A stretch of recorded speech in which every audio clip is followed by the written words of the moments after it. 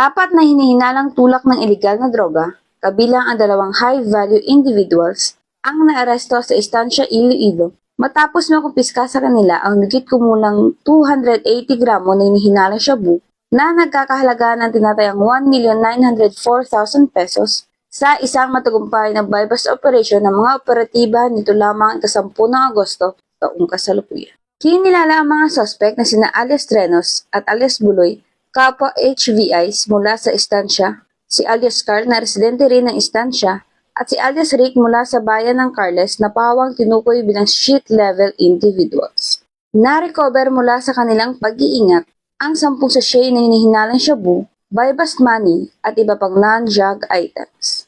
Pinangunahan ang operasyon ng Iloilo Police Provincial Office, Provincial Drug Enforcement Unit na pinangunahan ni Police Major Dachi de Lima kasama ang Estancia Municipal Police Station, 2nd Iloilo Police Mobile Force Company at Provincial Intelligence Unit.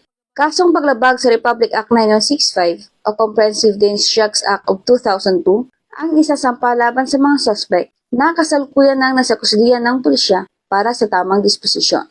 Muling pinatunayan ng Philippine National Police na sa kanilang mahigpit na pagbabantay at walang humpay ng operasyon, ligtas at protektado ang mamamayan laban sa banta ng ilegal na droga tungo sa ating bagong Pilipinas.